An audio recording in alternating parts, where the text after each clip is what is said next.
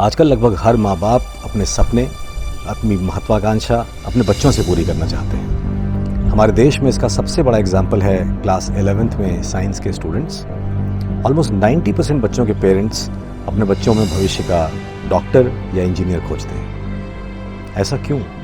Well, ऐसा इसलिए क्योंकि उन्हें ये लगता है कि बीइंग अ डॉक्टर सफलता की गारंटी है और एक अच्छे कॉलेज के इंजीनियर की जॉब भी लगभग गारंटीड ही होती है, ऐसा उनको लगता है।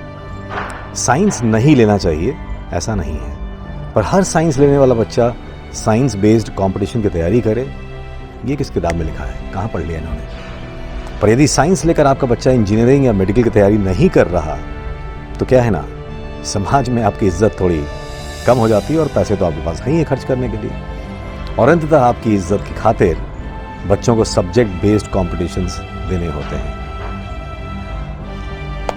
हर साल जब इन एग्जाम्स के रिजल्ट्स आते हैं तो किसी को नहीं दिखता कि कुछ सफल मुस्कुराते चेहरों के पीछे जो पेपर में छपते हैं कितनी ही उम्मीदों की लाशें दबी हुई हैं। एक सत्य घटना सुनने की हिम्मत है आपकी?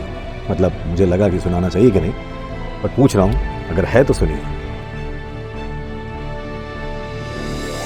एक पिता बेटे को डॉक्टर बनाना चाहता था। बेटा इतना इंटेलिजेंट नहीं था कि नीट क्लियर कर लेता।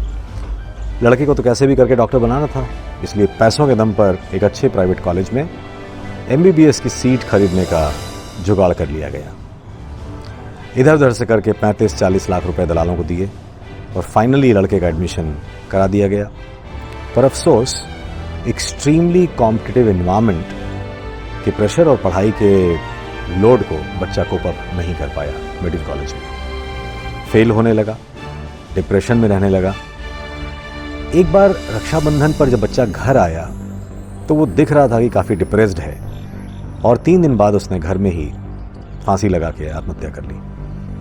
परिवार के सारे अरमान धराशायी हो गए, रेत के महल की तरह ढह गए। इस घनघोर अवसाद से ग्रसित माँ बाप और बहन ने भी लगभग 20 दिन बाद जहर खाकर आत्महत्या कर ली।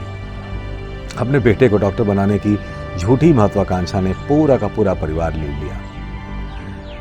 एक करियर एक्सपर्ट के तौर पर मैंने देखा है कि कुछ माँ बाप अपने बच्चों को टॉपर बनाने के लिए इतना ज़्यादा दबाव डालते हैं, इतना अतिरिक्त कर देते हैं कि बच्चे का नेचुरल ग्रोथ ही रुक जाता है। NCRB का जो लेटेस्ट डेटा है वो बताता है कि डेली लगभग 28 बच्चे एग्जामिनेशन के दबाव में आत्महत्या कर रहे हैं। इनमें से ज़्यादातर बच्चे इंजीनियरिंग और मेडिकल के क्षेत्र से हैं। हम सब जानते हैं कि असलियत इस डेटा से कहीं अधिक होगी और कई क्षेत्रों में भी होगी। और डिप्रेशन में रहने वाले या पूरी तरह से फ्रस्ट्रेट हो चुके बच्चों का तो कहीं कोई डेटा ही आपको नहीं मिलेगा। जंगल में सभी पशुओं को इकट्ठा कर सबका इम्तिहान लिया जा रहा है, सबकी परीक्षा ली जा रही है और पेड़ पर चढ़ने की क्षमता को देखकर उनकी रैंक निकाली जा रही है। हमारी शिक्षा व्यवस्था ये भूल जाती है कि इस प्रश्न पत्र में तो बेचारा हाथी का बच्चा फेल हो जाएगा और बंदर का फर्स्ट आ जाएगा। अब पूरे जंगल में ये बात फैल गई कि कामयाब वो है जो झट से पेड़ पर कूद के चढ़ जाए, बाकी सबका जीवन व्यर्थ है।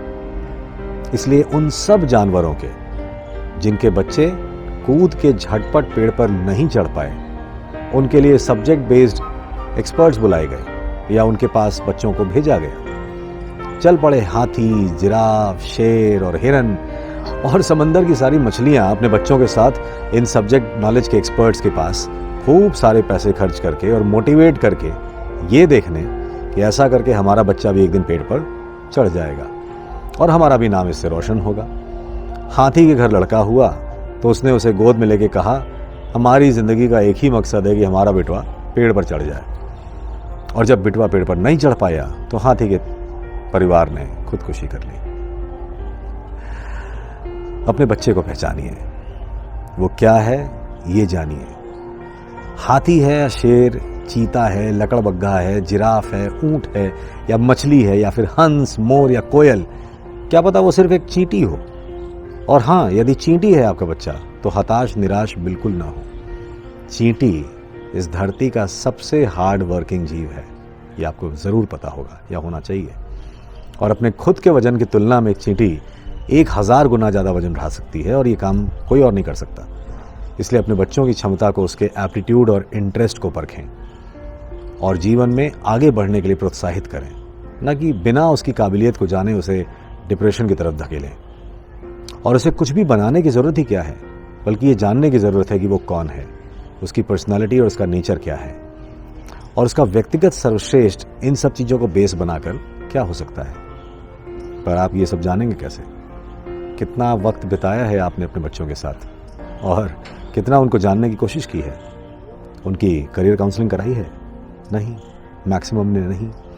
आपकी ईगो और सामाजिक प्रतिष्ठा इन सब बातों से दरअसल बहुत बड़ी है, और यही कारण है कि ऐसी न्यूज़ आती रहती है। दुनिया में आज हज़ारों तरह की डिग्रियां हैं, आज कई तरह के करियर ऑप्शंस हैं। इस बात से कोई फ़र्क नहीं पड़ता कि आप साइंस, कॉमर्स, ह्यूमैनिटीज़ पढ़ रहे हैं या सोशल साइंस पढ़ रहे हैं। कोई ऐसा क्षेत्र नहीं जहाँ पे लोग बेहद सफल न हों, कोई ऐसा क्षेत्र नहीं जहाँ पे लोग मिलियनियर या बिलियनियर न हों, अगर सिर्फ पैसों तक बात को सीमित करके देखा जाए तो।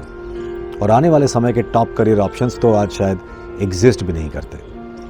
दुनिया इंजीनियरिंग और मेडिकल पर खत्म नहीं होती भाई साहब। इसलिए क्या करके पैसा कमाना है की जगह ये सोचिए कि बच्चा क्या करके खुश रहेगा।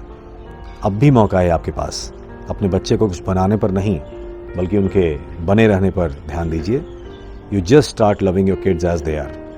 This is the only thing that you have to do, trust me. क्योंकि इस देश में किसी को शहनाई बजाने पर और सिर्फ खेलते रहने पर भी भारत रत्न मिला है, ये आपको पता होना चाहिए।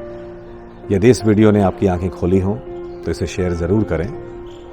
क्या पता हम कुछ बच्चों को जाने से बचा लें।